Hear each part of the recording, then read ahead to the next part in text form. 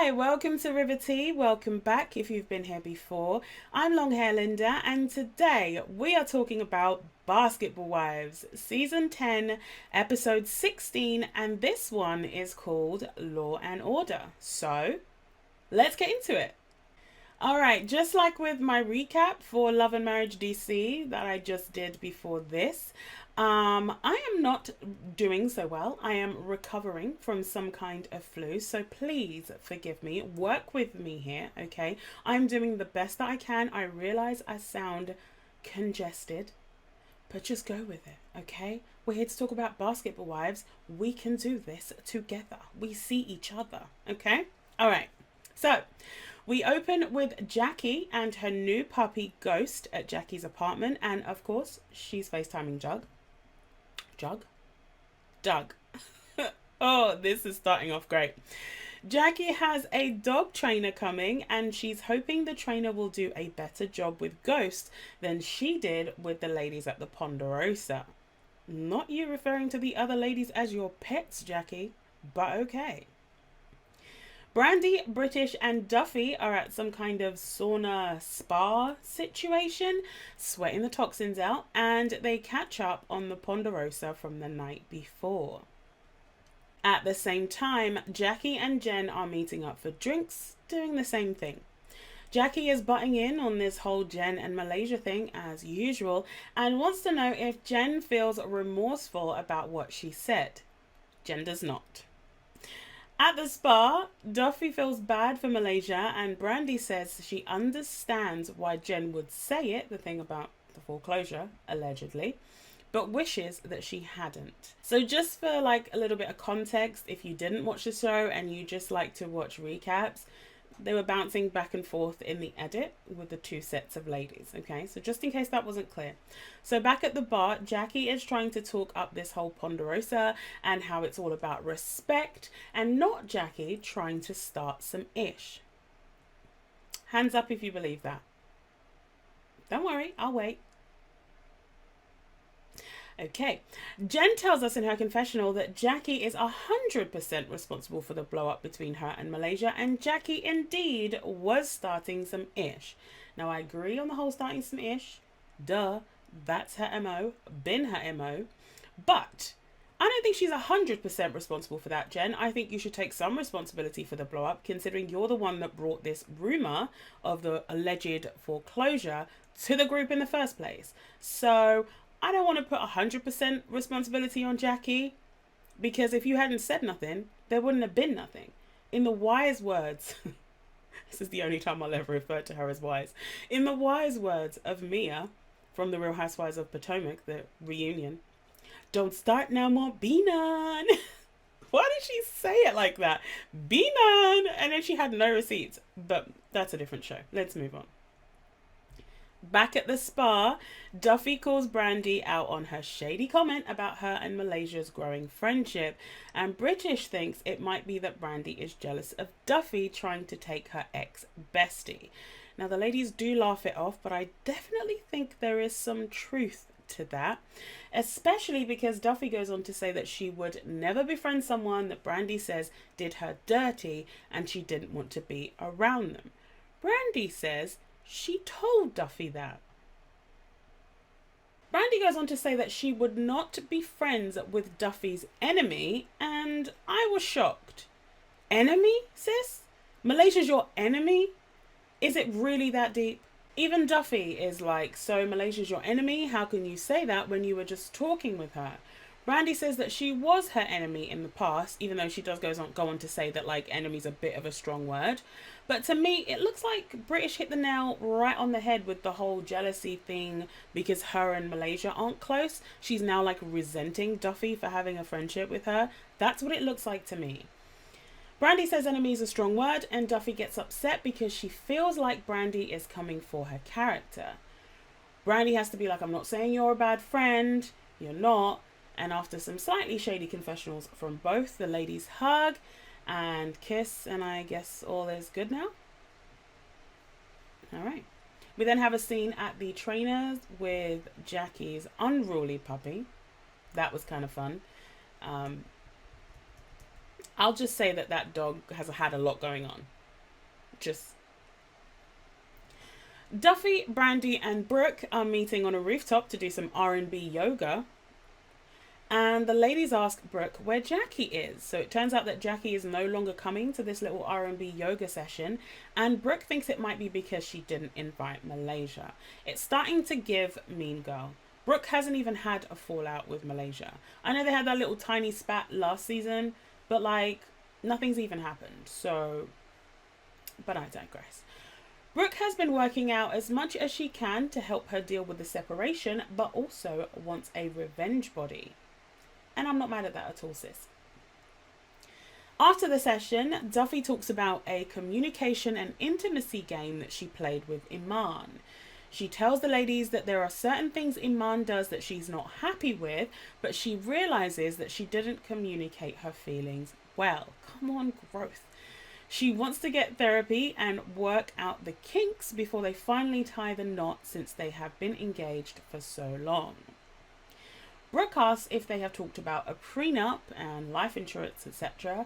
And Brandy says that prenups are setting a bad tone for the marriage, as if someone is planning on cheating, etc., etc. I've never understood this take. I have to be honest. If you both or one of you has, significant number of assets, even if you just plan to do it in the future, I don't see anything wrong with getting a prenup. I think that each person should have their own legal representation, look over the document and make sure that nobody's trying to screw anybody over, because sometimes lawyers can get a little bit zealous, right?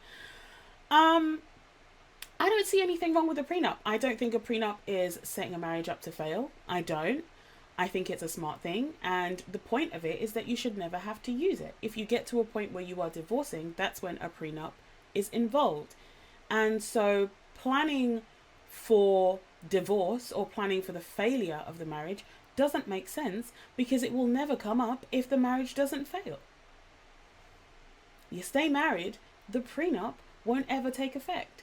So I think it's just smart, because when you are in love, especially if it's not been for very long, but even if it has been for a long time, like with Iman and Duffy, I think when you're in love, sometimes you overlook a lot of stuff. I think we've all done it in, varying degrees. You overlook some things. You're not necessarily thinking all the way straight. And when you're angry, you're definitely not thinking straight, because, in the middle of a divorce, especially if it gets nasty, you are liable to do anything, depending on what the other person did to you, depending on how you're feeling, depending on why the situation is ending up in a divorce in the first place. So why not get a couple lawyers, one for you, one for them, to just put something together that's in both of your best interests, and sign it before you get married, while you're all in love and whatever. Forget about it. Hopefully it never comes up. But if you are getting divorced, you need that prenup. You need something that says, what's mine is mine, what's yours is yours, what ours is split 50-50. Or something to that effect. I don't see anything wrong with it. Anyway, Brandy tells the ladies that her husband is coming to LA, and she wants to show him around and experience LA with him, because she never actually got a chance to do that when he was playing. It's her starting point of convincing her husband to move the family from Dallas to LA, because that's where work opportunities are for her. She does talk about this a little bit more later on in a later scene. But in between that, we get Brandy heading to a bar to meet with Malaysia to check on her after the Ponderosa. It was not Brandy, it was Duffy. It was Duffy. Why'd I write Brandy? It was definitely Duffy. I watched this. I did watch the show, I promise. So it's actually Duffy that's headed to a bar, and it's a very cool bar that looks like a cafe or something like that, like not a cafe. What am I thinking of? Like a little corner store. And then it had manager's office, and you go through the door where it said manager's office, and it was this kind of cool bar. So I like that, first of all. There's a place in the city that I live in, Manchester, that is called Washroom. This is not a paid advertisement. I mean, look at the number of people that view my videos. No one's paying to advertise on here. But it's a very cool little spot, because on the outside, it looks like a laundrette, or a laundromat, if you are from the States. And there's like old fake washing machines and stuff, and One of them ends up being a door, and you walk through, and it's this lovely cocktail bar. So I love little themed bars like that. Make it exciting if I'm going to come and get drunk there, you know? Entertain me. So yeah, so Duffy goes to this bar. She's supposed to be meeting Malaysia, and she wants to check on her, but Malaysia calls her as Duffy arrives and tells her that she can't make it because her son hurt himself at practice. Malaysia says there's a lot that she wants to talk about face to face, so they need to do a redo. Boy, did she. At Jackie's, Duffy is over with her short hair. She's trying to wear it like that more because Iman likes it short. That's cute. That's very cute. I love when couples do stuff like that. Like, oh, you like it more like this? I'm going to do this all the time. It's very cute. Jen shows up next, followed by Brittish, who comes in looking quite down. It turns out Brittish went out of town twice in the past 7 months for business, but was in violation of her parole. So her parole officer has put in a request to get an ankle monitor put on her. Now, I'm curious to know, did she know that she wasn't supposed to leave town without letting her parole officer know? Because it's kind of giving that she didn't, but the way she justifies it later on a phone call saying she's just going on business, it's not like she's just out here, you know, doing whatever, makes me think that she did know and just didn't care because she needed to do some things and she needed to make that money. Anyway, so Brittish goes on to tell the ladies that when she thought she had a cyst with cramping and bleeding as her symptoms, it turned out that she actually had an ectopic pregnancy that she had to terminate, and tells us in her confessional that she's thankful she lives in a state where she could do that. Now, this was just a reminder for me that big USA, land of the free, home of the brave, I think that's, yeah, land of the free, home of the brave. All these technological advancements, thinking they'd be running the earth, thinking they're this first world progressive. You lot like that term, right? First world progressive nation. You know, the land where anything can happen in terms of, you know, the American dream, right? It's crazy to me. It is crazy to me that there are certain parts of that country that you cannot do things with your own body legally, such as terminating a harmful, dangerous pregnancy like an ectopic pregnancy. People like to have discussions about terminating pregnancies, and they like to do it in a, oh, all life is life, and then there's the, you know, the other, they like to mention a word I don't want to say without a trigger warning, and on YouTube in general, without mentioning the extremes, let's put it that way. And I think a lot of the time, these conversations, which, oh God, it's none of your business anyway, truly, but these conversations miss everything in between, right? And miss things like in her case, where the fetus wouldn't have made it because the fetus, in an ectopic pregnancy, the egg has been fertilized effectively in your fallopian tube, right? That's no place for a pregnancy to be because it's a tube, not your womb. On that we're clear? So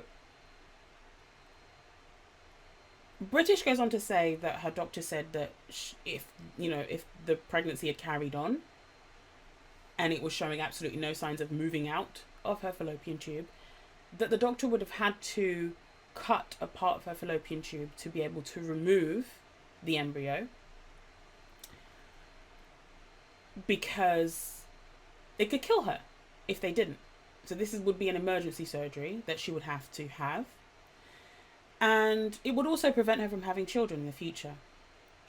So I'm going back to my point about big United States. It is crazy to me that there are some states where it would have been illegal for a doctor to terminate that pregnancy for her. And she would have had to endure a pregnancy that most likely would have terminated on its own, right? But also could have either killed her or prevented her from having children in the future. That is nuts. Like, I don't know any other way to say that. I don't know any intelligent way. I'm sure there are so many ways that you could make that argument. I'm just going to go ahead and say that is stupid. And I don't understand it. And I hope to God that one day the people with the turn it on, the people with that are able to be in positions of power to stop these insane people that have no business talking about what a woman's body does or a person who can get pregnant's body does, and actually put some sense into the lawmaking process. That is my hope. That is my prayer. If you are from the United States, I'm sorry.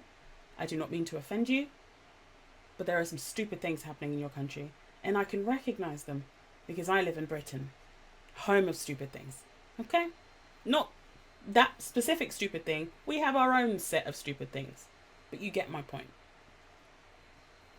I completely went off topic there. I just had to get that off my chest because that is crazy. But Brittish, says she's been going through a lot and she's been trying to speak positivity into her life, but keeps getting met with more and more hardships. And I just hope that things go well for her.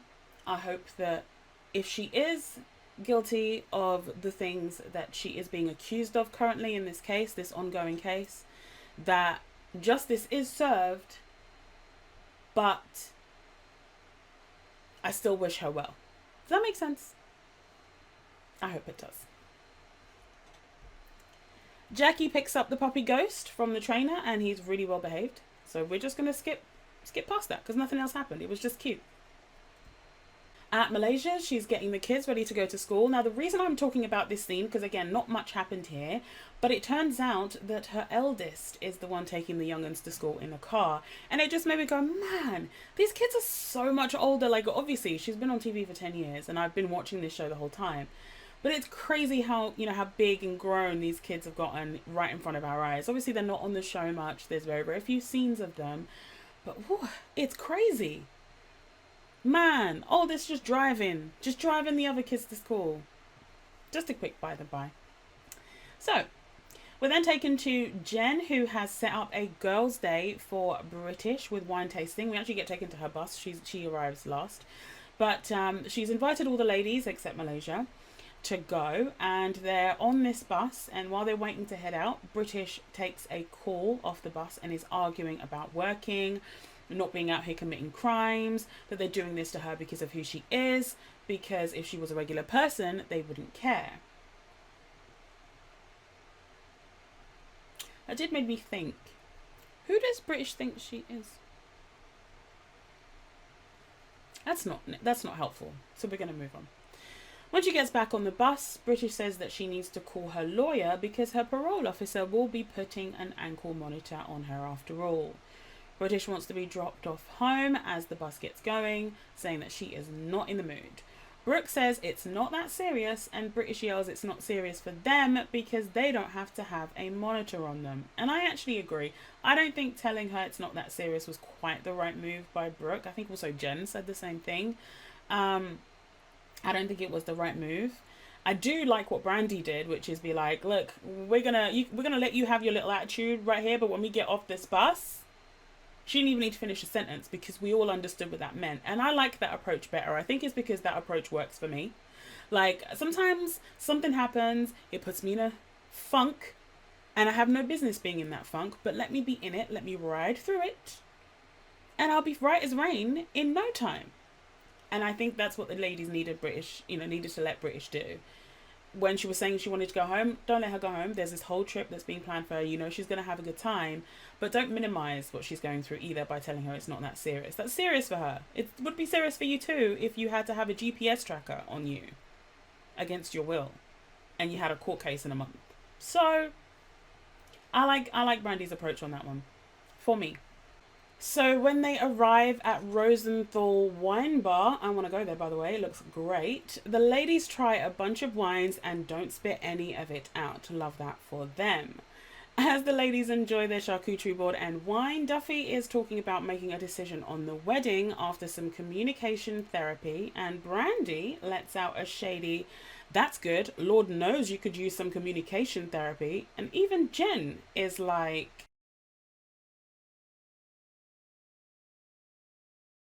Brandy brings up how she's having a hard time convincing her husband Jason to move to LA, and Jackie advises her to tell him that she would feel better having her family with her while she works, and to also make it worth his while when he gets to LA. You know what I mean? She didn't do it like that, that's just me. Brandy goes on to talk about the agreement that they had that she could focus on her career goals when he gets closer to retiring from basketball. Now, didn't Gisele Bündchen and Tom Brady have a similar agreement, and this is why they are now divorced? I'm going to go ahead and say this. A lot of times it is necessary for people to make sacrifices when they are in a relationship, especially when they are married and have children, building a family, right? However, I think it is incredibly risky to sacrifice your dreams in order for your partner's dreams to flourish or to be made possible. I think it's very risky. I hope I'm never faced with a situation where that would be me, because I don't know if I would do it, because common sense tells me don't do it. You know, the logic side says it's not smart, because if they don't stick to the agreement, later on down the line, there goes your dreams. You've given up your time, you've given up your years, and now what? Right? And again, this is why Gisele and Tom got divorced, allegedly. So this is just what I've heard from reports. I think Gisele may have mentioned it herself, but I'm just going to say allegedly because I don't know for sure, right? So allegedly they had this whole agreement that, you know, that she was going to be focusing on raising the children, and Tom Brady was going to be playing and playing and playing as much as he can, because obviously, you know, athletes, they have to retire a lot sooner than somebody working a 9 to 5, let's say. That's a lot of pressure and damage and demand on their body, right? So Tom was supposed to retire at a certain age. He did not. And Gisele was like, all right, well, I'm out. Allegedly. And so I think that it is dangerous to make these compromises, because that's not a compromise, that's a sacrifice, right? So it's dangerous to make these sacrifices on your own dreams if you know there are things that you want to go for and achieve. Because what if down the line, after the agreed amount of time has passed, your person doesn't stick to it? I don't know. I hope I never have to make that decision, because logically I wouldn't do it, but emotionally I can see why people do it. I'm not even trying to shame them in any way, shape or form. I can see why you would want to do that for the sake of your family, right? British brings up the slight argument Duffy and Brandy had at the spa about the sauna, spa, whatever, about Duffy's friendship with Malaysia, and they get into it again. So I'm just summarising here. Brandy thinks that Duffy is using Brandy and Malaysia's past closeness to try and keep them together, since, you know, they're falling out, as an excuse to also be friends with Malaysia, and wants Duffy to leave her out of it if she's going to stay friends with Malaysia. Duffy is offended, and they go back and forth, while British is having a good old time watching the drama that she caused for absolutely no reason unfold. Duffy is mad that Brandy is trying to make it seem like she had other intentions other than, and before she can finish a sentence, Brandy interrupts to say that's not what she just said. Well, first off, you didn't let Duffy finish saying what she was saying, so how do you know? And secondly, it sounded like the rest of the sentence was going to be intentions other than just to help Brandy and Malaysia mend their friendship. In which case, that was what you were saying. You were saying that she was trying to get you reconnected with Malaysia so that she could have an excuse, literally your word, to be friends with Malaysia as well. That's what you said. Brandy asks if there's air. pointing up towards her head, and Duffy says she doesn't have air in her head, she has a brain, and that she feels like Brandy is making it look away when it's not that way. I totally agree with Duffy here. I absolutely agree with Duffy here. But Brandy says that Duffy is being defensive and they should have this conversation after her therapy so she can learn to not be defensive and to understand and listen to people. Brandy is so condescending, in my opinion here. So condescending. And I just know that nobody that calls themselves my friend would speak to me like that. If Duffy is being defensive, it's because Brandy is on the offensive. Right? But anyway, Duffy asks if this is how Brandy belittles her husband in their arguments. Shade, but warranted. And Brandy says that Duffy is only hearing what she wants to hear. And so Duffy's like, look, she no longer cares whether Brandy and Malaysia are friends or not. She has a relationship with Malaysia. She thinks Malaysia's a nice girl. She knows Malaysia has had situations with the ladies, but they're all grown and they can be friends with whomever they want. She doesn't give a damn. Well, all right. Duffy, Jackie and Malaysia are meeting for drinks, and before Malaysia arrives, Jackie brings up the fight between Duffy and Brandy.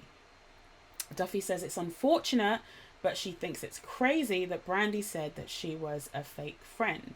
Now you're summing up what Brandy said, but that's fair. I feel you. Malaysia arrives and Jackie gets right to finding out whether Malaysia is mad at her for causing Jen to say the dumb-ish she said. Okay, Jackie, you call it dumb-ish to Malaysia. I don't know if you said that to Jen. Malaysia isn't mad, but she wishes Jackie hadn't forced the issue at the Ponderosa because she is fine with never speaking to Jen again. Jen is also fine with never speaking to Malaysia again, but Jackie was trying to make them be friends. Jackie apologizes and says it wasn't for them to be buddies, but to be able to exist in the group together. In her confessional, a producer asks Malaysia whether she thinks it's worth dignifying Jennifer's gossip with a response, and Malaysia says, nope, that's why I'm not. I know that's the F right, Malaysia. I know that's right. Don't dignify none of that response. I think Malaysia handled that perfectly. Don't give it air. Do not give it air. Back at the bar, Malaysia tells the ladies that she won't be coming around the group of ladies anymore. She doesn't care to be around people that give her bad vibes. Her mental health is worth way more. In her confessional, Malaysia says she's enjoyed doing Basketball Wives these past 10 years, but she feels like it's like loving a baby that don't love you back. I totally get what she's saying, and I think it's a good decision to leave the show if that's how she feels. I think her mental health is definitely way more important, so if this show is impacting that, then that's a good decision, in my opinion. Now, if the rumors are true, I hope that she has some kind of other successful streams of income to lessen the financial burden, if there is one, from leaving the show. Back at the bar, Malaysia tells the ladies she's not quitting them, she's just quitting the situation, and wanted to tell the two of them face to face because she respects them and their efforts in trying to make her feel comfortable in the group. Malaysia thanks Duffy and Jackie, tells them she loves them from the bottom of her heart, and hugs them. In her confessional, Malaysia's producer asks if this is goodbye for forever or just for now, and Malaysia says who knows. But what she does know is she doesn't care how much of a dollar amount is behind it. You have to stand up for yourself. And with that, Malaysia has quit the show, at least for now. And that is the end of the episode. So, ratings. I gave this one the third 10 out of 10 in a row. There have been 3 episodes of this half of the season so far, and all 3 have had a 10 from me. I'm as surprised as anybody because I'm usually quite a hard critic, like a harsh critic on reality TV shows especially. I don't like them to feel too produced, but if they are, at least if it's entertaining, I don't mind. I'm quite critical about certain, things being on TV. I couldn't find fault. Again, 10 out of 10. So, just as a recap, the tension between Duffey and Brandy over Duffey's friendship with Malaysia is getting thick. Finding out Brittish will now have to wear an ankle monitor until her court date next month, at the very least. We had some great group scenes with the ladies. Jackie is still meddling and mixing things up, as her uncredited producer is supposed to. Malaysia makes a graceful and powerful exit from the show, in my opinion.